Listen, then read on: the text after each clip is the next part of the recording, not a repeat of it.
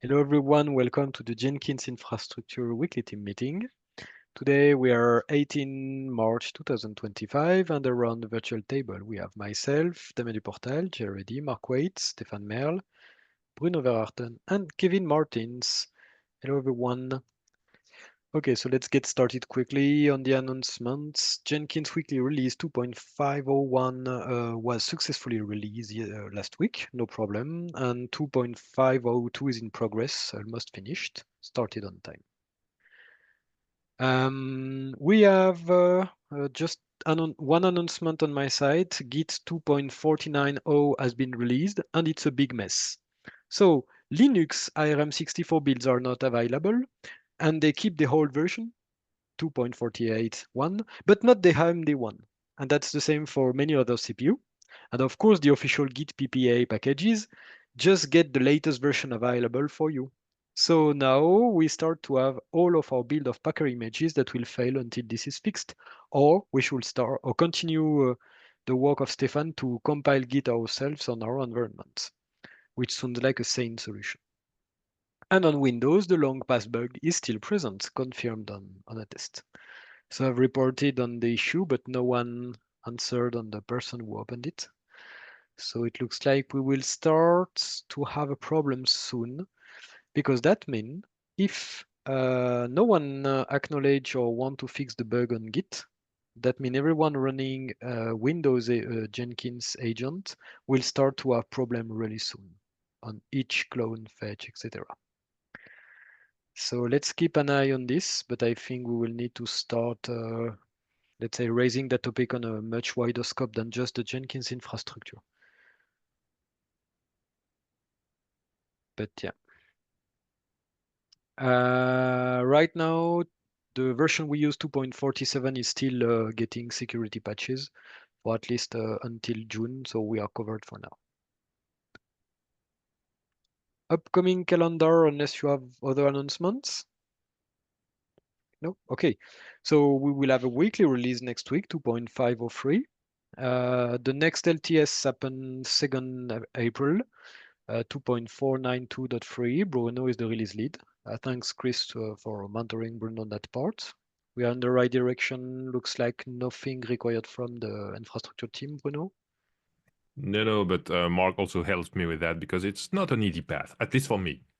No worries. That's normal. That's the rule of three.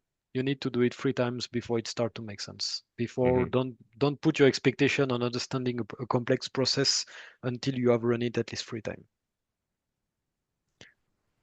We have upcoming credential expiration in the upcoming 3 weeks. All the file storage, Azure file storage credential that we use for our Terraform states will expire the 23 March, so this Sunday, and also the Cloudflare API tokens. And we will have also Azure DNS credential used by Let's Encrypt to renew certificate from trusted and cert CI virtual machines. So we have the issues, we just have to work on them. And do we have Jenkins security advisory announced publicly? I forgot to fill this one. Oh, surprise. We don't. 5 March. That's the previous one. So nope. And no major event in which the Jenkins Infra team member will be there, as far as I can tell. No, CDCon, right now, Linux Member Summit, you don't need to make any notes here, but Linux Okay. Member Summit is happening right now in Napa, California. Basil Crow is attending that with several Cool. specific people that he's going to meet with to be sure that they know. And then the next major event is CDCon in Denver, Colorado, USA, in June, where Basil and I have identified 3 or 4 or 5 or maybe 6 people that we need to be sure we thank and meet, including our AWS sponsor, our Microsoft sponsor, our CDF sponsors, etc. So it's that one is again not that we'll have an Infra team member attending, but rather that it's important to Infra because we want to be sure those sponsors know how grateful we are. Thanks. So thanks for the sponsor, because clearly we have credits that we are using. That's good news. Anything else on announcement and calendar, folks? Oh, okay, let's have a look at the cloud budgets.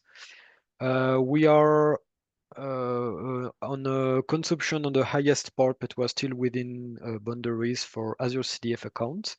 The forecast is at 4.5, but clearly that forecast is drunk because if I do the same forecast linearly, I'm at 4.1. So, so I guess, yeah, I was a bit scared, so I looked. So we saw a bit of increase on public gates. We had 1 or 2 days with more machines, so I guess there were some updates. But also increase in outbound NAT gateway, which looks like what we saw on SIA Jenkins. I also it's weird. Let's see. On the Azure sponsorship account, the one we have until 31 May 2025, we see a big effect on the cleanup that Stefan started and the team finished on CI Jenkins IO. We consume now 200 bucks daily less than we used to, so that's a good thing. Now that account is used to run the agent of Infra CI, Trusted CI, Third CI, and also some part of the update center. Mark, it's vital for us that we work on having this extended. Otherwise, the 2 next months will be nightmarish. Got it. Thank you. Anything we could do to help you on that one? Should we split the effort? Are you taking care of this? No, or I'll take care of it. Okay, cool. I'll make the request. And if they are okay to grant us way more credits, I don't mind moving back CI Jenkins IO and Right. stop and back to this one. Exactly. Yep. Digital Ocean is under boundaries as usual. We have enough credits to run a few elements if needed in case of emergency. CloudBees, I had it open and I forgot to transplant, but Frogit was under boundaries. Yep, we have consumed 299 and the forecast is at 540. So nothing to say on the CloudBees AWS account, except we will need at the moment on time to move things to DigitalOcean or Azure. So the AWS sponsored account, we have consumed an insane amount of money this month, 11K, and it doesn't look like it's related to the bomb builds because most of the cost is on outbound bandwidth, which is insane. So it looks like someone or something is downloading a lot of data out from CI Jenkins IO, and the cost is clearly crazy. So the top priority task for us is to study and see how we could contain that spending. Theoretically, with the bomb build rate that we had during the 2 past weeks, we should have a forecast around 9 to 10K, which is acceptable. We have already consumed 11K this month, and the forecast is at 21. So we will need to find the reason. I took some notes. I will update them because I wasn't able to see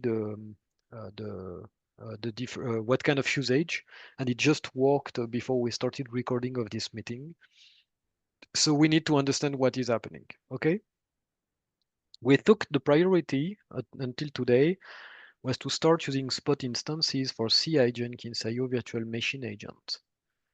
We need to confirm that it's to order the priorities based on how much does it cost. Same for the Kubernetes nodes. Maybe we should force spot instead of letting Carpenter decide. But we need to study this metric. So that's the top priority in order not to put CI Jenkins IO in danger. With 51K left on the account, knowing that this hasn't been removed from the 51, I don't know how their billing works. So theoretically, we should be at 42.5 on 1st of March. If we remove the 11.5, theoretically we have 31K left on the account. So 2 months. Yep. At up to 3 months if we get it down to 10K. Exactly. Great. Okay. So that will be most probably our top priority. We have serious suspicion that the person using LLM a system or a bot to download data are responsible for that, and we might need to add more important measure as blocking a lot of IPs, public IPs from clouds. If it doesn't suffice, that means we will need to start enabling authentication to reach CI Jenkins IO. Right. And then on JFrog, the storage is under control. The Darwin's regular cleanup is effective. So we stay around 4.1 to 4.2 terabytes. That change every day, but that's stagnate on that area. The bandwidth is hard to forecast. For the current month, we have consumed 24.2 terabytes. But some days we consume 200, 2.8 gigabytes, some days 1 full terabyte. So that's really a big change, and it's not related to the working days. We have weekends that consume a lot of bandwidth and working day nothing. And some other weeks it's different. So there isn't a clear rule here. But for the storage part, we are under budget. Just a note, we should have G-Center removed, which require a backup of 1 to 2 terabytes somewhere. That one I propose to delay to April realistically, especially with the budget issue we have on AWS.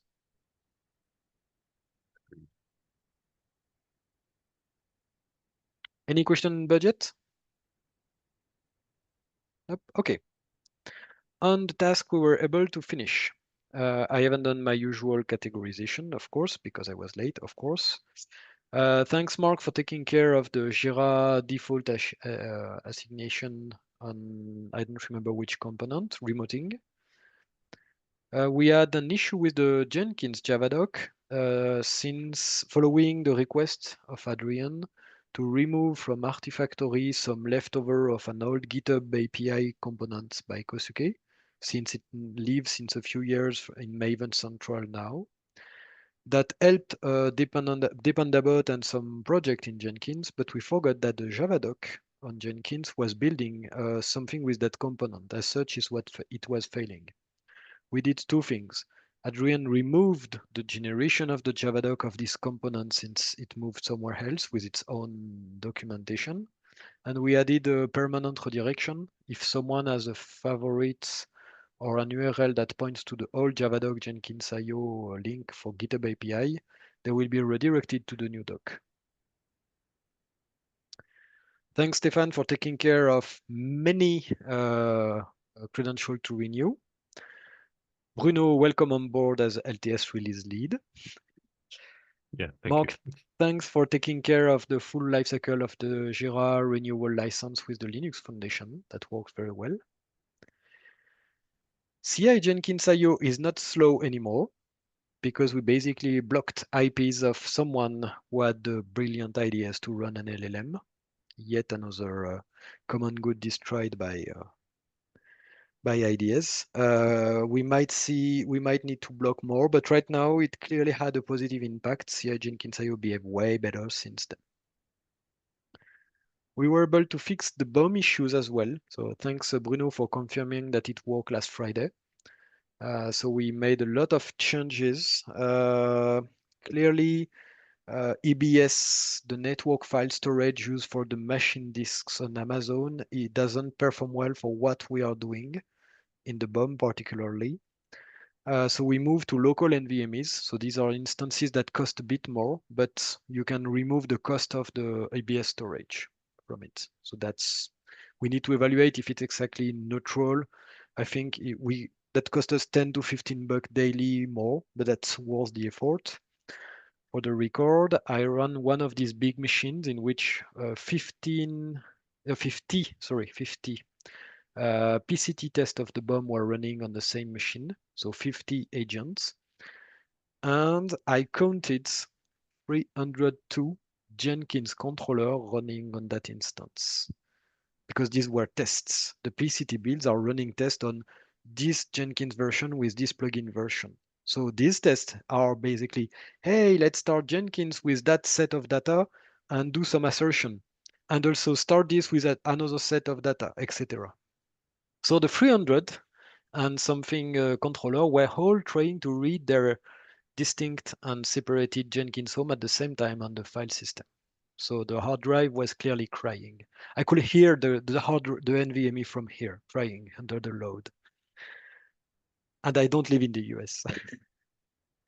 So that fixed everything. We are back to what we had in Azure. Clearly, Azure is way easier for us to run CI Jenkins because it doesn't provide all these problems. Thanks, Stefan, and thanks to our new sponsor. We now have 3 new mirrors in India, only for our India users. Now the free has been added. There were a third one that was not working, and the user changed it, and I added it afterwards. Doc is updated, so yeah, thanks. Do we still need to update the geolocalization? True. Yeah, we need to check because their geo IP records weren't fixed until last weekend.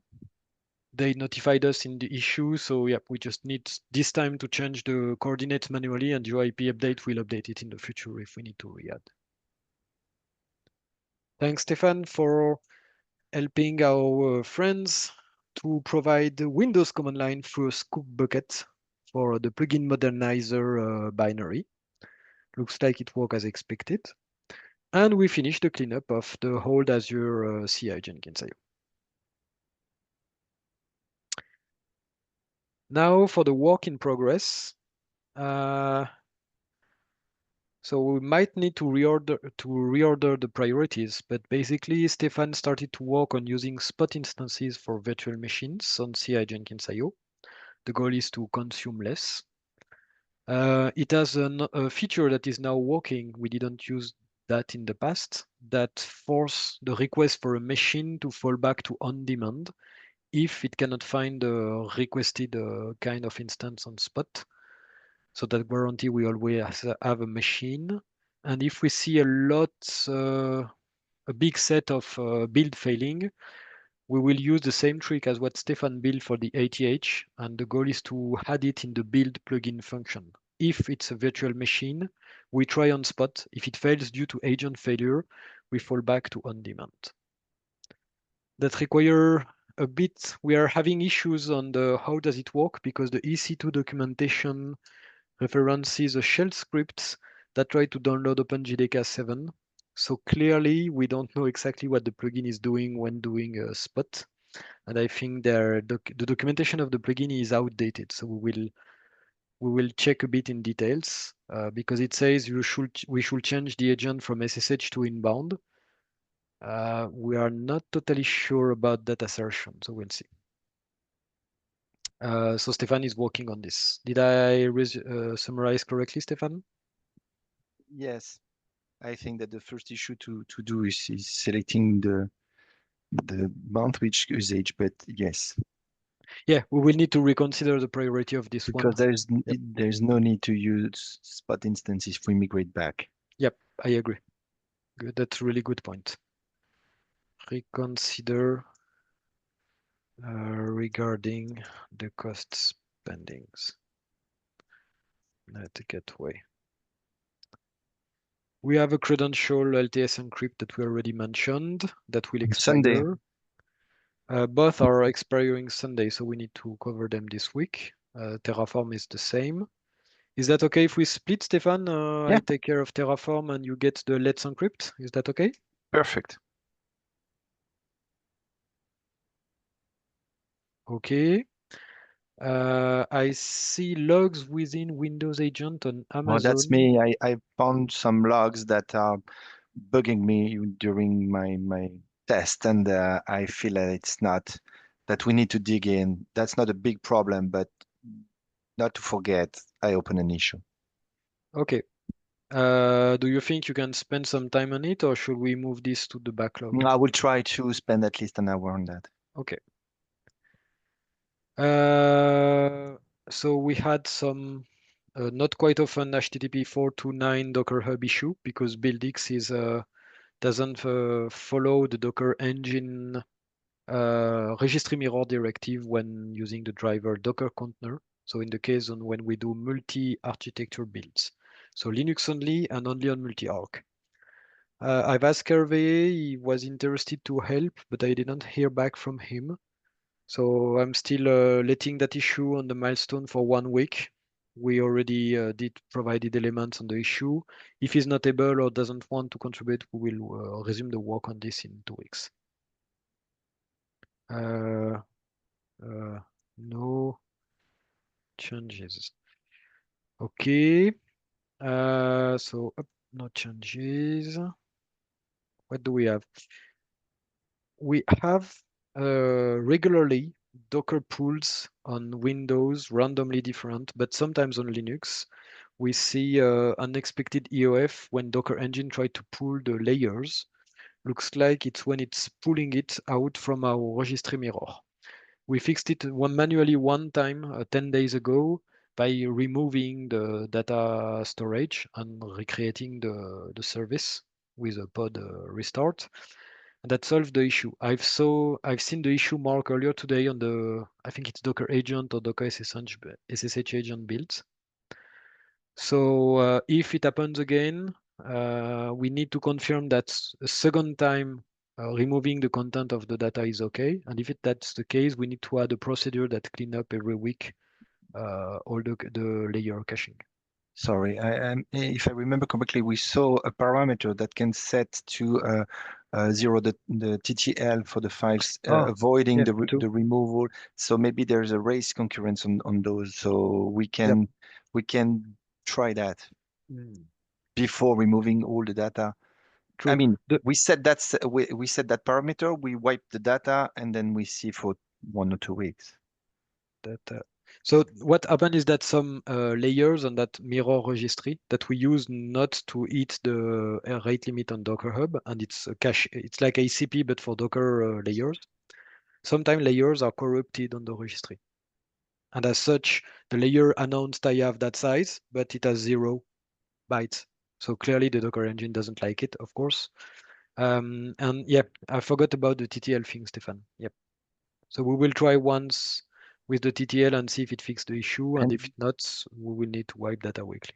I saw today that that exact same error can come from the Docker service restarting during its usage because of the asynchronous update. That, So that's that's not exactly the same error. oh You, yeah, d- I thought that was you, exactly the same. you don't have the fail to read expected number of bytes. You have an Okay, EOF, that's true, an expected EOF, because of course the engine is yeah, restarting and not it's fulfilling the request and not okay. retrying. So I thought that was exactly the same. Okay, no, cool. Um, we had an issue open by Jesse about the EC2 plugin set up in CI Jenkins IO, which seemed to fail to resume when we were restarting the container. For me, it's a low priority and eventually might need to be moved as a bug in the EC2 plugin itself because the code of that plugin is too much for me. And I don't understand how it works. So we can share our configuration, but we need someone that knows the plugin to help us. I haven't seen issue on many builds, so maybe it was just during the LLM scan, but not sure. I'm keeping it right now, and I guess I will ask Jesse if he can provide guidance on where to go from there.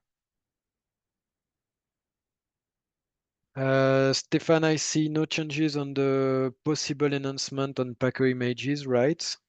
Except that I removed the part for the update CLI enhancement because it's useless as we discussed together.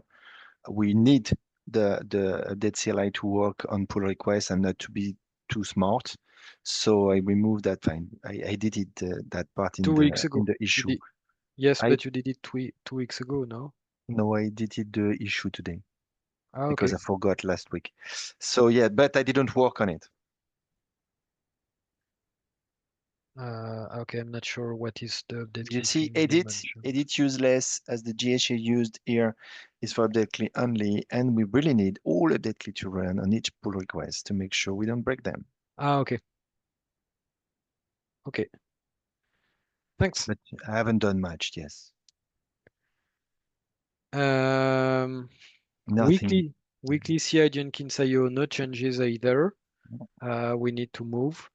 I have a gut feeling that the increase in the NAT gateway on public K8s cluster where that controller runs and is publicly available.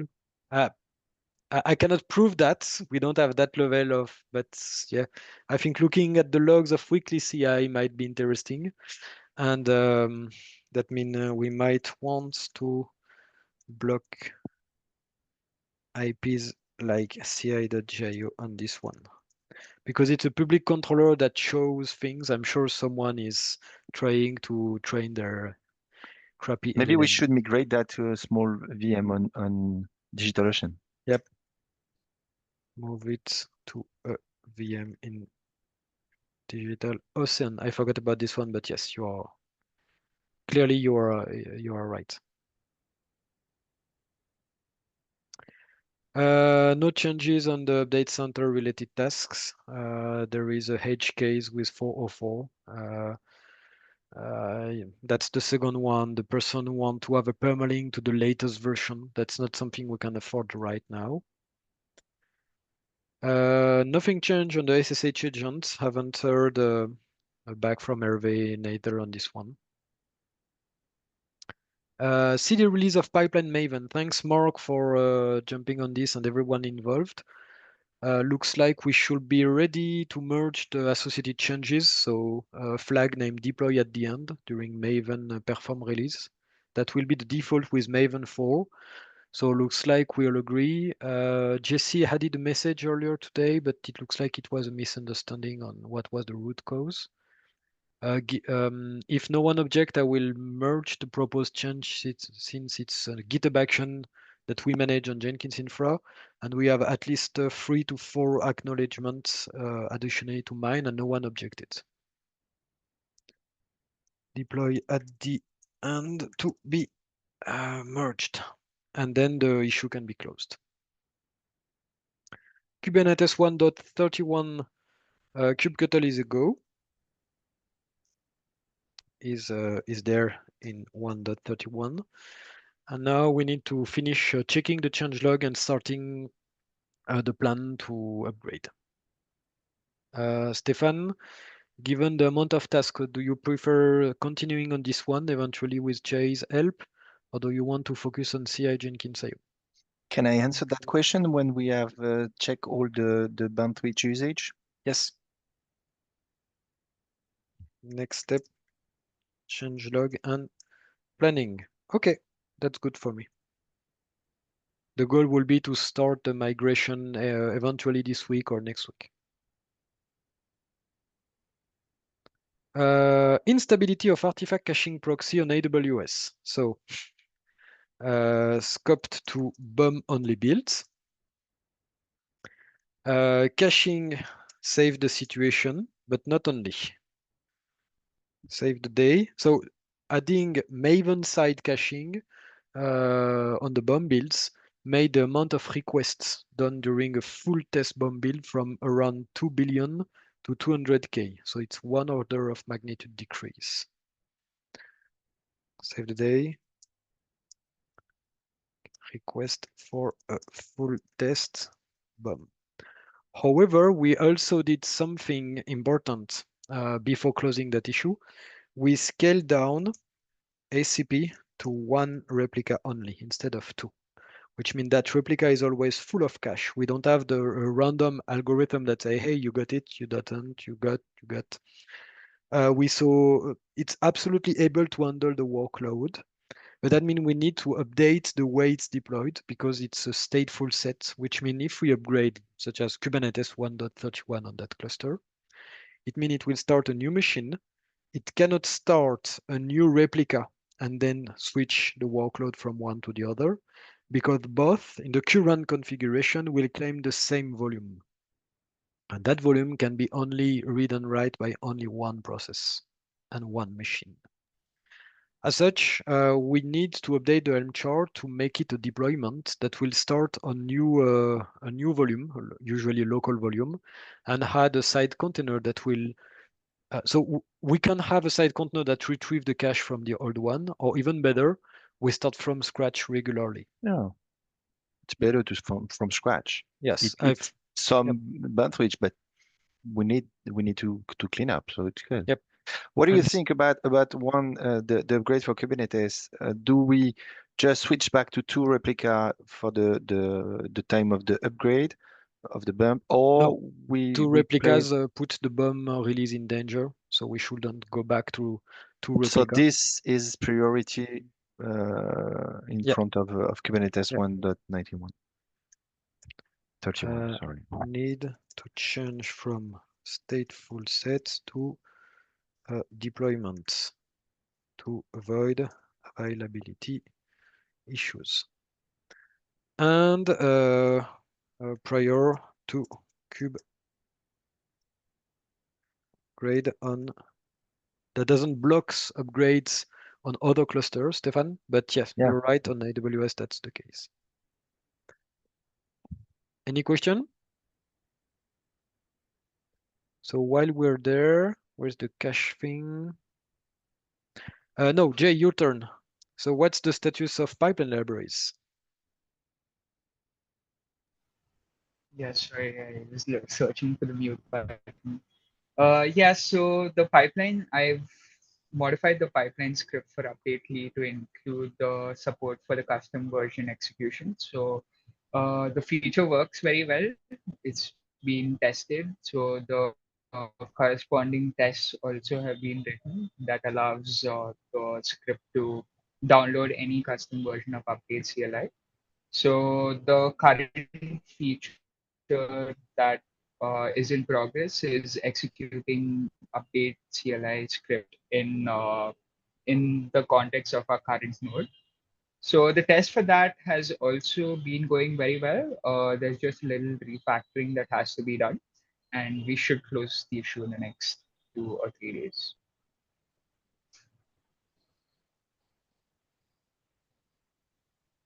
That's ready for review. Good. Thanks. Yeah. Automatic garbage collection of repo Jenkins CI delayed to April. Currently done manually by Darren.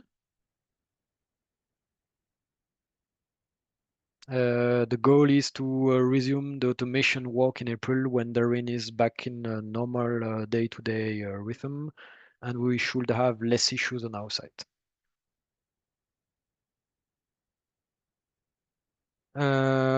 So reduce Artifactory storage and bandwidth use. Mark, should we consider the subject close since we have issues to track the minor task, or do you want to keep it open until we have finished all the subtasks? I wanted to keep it open until we conclude the subtasks. Is that okay with you? That's okay. Okay. Both make sense, though, so it's more since it's public. That's also what JFrog can see. Right. I don't know if they look, but in any case, I understand that if we want to show that we are keeping working, kept open until sub issues are solved. Maven dependency client-side caching. We have an S3 bucket mounted as a persistent volume, even if everyone knows that S3 is eventually consistent, but it's as 2 GB more or less star.gz archive, and each bomb build at the beginning will get the file if it's present and enter it in the M2 local repo. So that gets a partial set of dependencies that Maven don't have to download. That's why ACP is clearly handling way better the bomb builds, because that's decrease by 10 the amount of requests. So now we have validated the good performance set on most of the builds. We have envisioned different things. In order to close this initial issue, we need to set a routine that once a week will generate a new cache with the latest dependencies. A few constraints, though. CI Jenkins.io must not do this. Eventually, CI Jenkins.io has read access to the cache, but it's absolutely not a good idea to let any builds on CI Jenkins.io able to write this cache. Otherwise, we will suffer from a cache injection at a moment in time. Thanks, Adrian, for the help on this one. He found the right middle ground. We cannot cover all dependencies of all the Jenkins lines on BOM, That will be insane. And the size of the cache will be closer to 8 gigabytes, which clearly decrease the interest of caching. So it's an intermediate. We still accept that we have request that goes to ACP, but that 2 gigabyte cache is good enough for most of the plugins. So in order to close that issue, we need to add something that runs in Amazon once a week, most probably a pod on the technical parts of the cluster. So not available by CI Jenkins.io, distinct namespace, distinct permissions, and that thing will repopulate the cache. If the cache fails to repopulate, that's not a problem. The Yeah. bomb builds will just go back to 2 billion requests to ACP, but still it will continue working. An old cache, a 1 week old cache is actually not that badly out of date. A 2 week old cache is actually not that badly out of date. And even a 4 week old cache is still quite useful. Cache cron pod to populate it weekly. We had many other ideas, such as baking the nodes, the virtual machine node in which a lot of pods are running with cache and images. But the bootstrap time, as advertised by many people in AWS forums, says that it's not worth the effort. Embedding because it's easier to pull data. So that or from S3 and Target or pull a Docker image clearly are the same time as having a bigger machine image that need to be streamed before booting on it. For the cache, it still remains to be discussed, but I have other ideas for the BOM that would make this absolutely deprecated. The idea for the BOM is to use I think it's split parallel test plugin or something. So the idea is that each PCT reports the time it took to run in a JUnit XML file. And that plugin is provide a step on the pipeline that will read the previous file and decide. You tell it how many parallel things we want. So in the case of the BOM, I guess 5 parallel agents should be enough. Because we have 3 lines, 3 blue ocean that takes 50 minutes. And if you had on if you get all the other tests, you split them on 2, you will, even if you run them sequentially, you will still be less than 15 minutes. So if we consider that the smallest blue ocean and let the plugin does it work, that should decrease greatly the need for spinning up thousands agents. If we have maximum 10 agents in parallel, that means the parallel part should be 1 hour no more. And you mean that there is a plugin already that's doing the work of sorting the test and Yes. mixing? If you provide it the Awesome. JUnit XML file, yes. That has been shared by colleagues of us working on CloudBees that has the same kind of thing. That has many positive side effects. Caching, Maven caching. You start an agent. If you run 20 PCT sequentially, the first one generate a cache that is reused by the others. So you don't need to download the cache on each time. You don't need to. You just need the difference in dependencies between each. So you don't have concurrent request eating ACP. You have a batch, then it builds, it run test, then you have a batch and builds, test, etc. And Same, same agent. you don't need to make the controller struggle with hundreds of Yeah. parallel agents. Just have 10 agents and it's good enough. And in the end, if we reach a build that is less than 2 hours, the effect is the same as today. So parallelizing is not always the best and most efficient way. That's It cool. looks frustrating, but the goal is to have the bomb Yeah. builds built as soon as possible. If we can decrease to 1 hour, that would be insane for the bomb maintainers. That's why caching, we shouldn't go too far on caching Maven. Stefan, you look like everything is under control for Jenkins prototype. You have all accesses.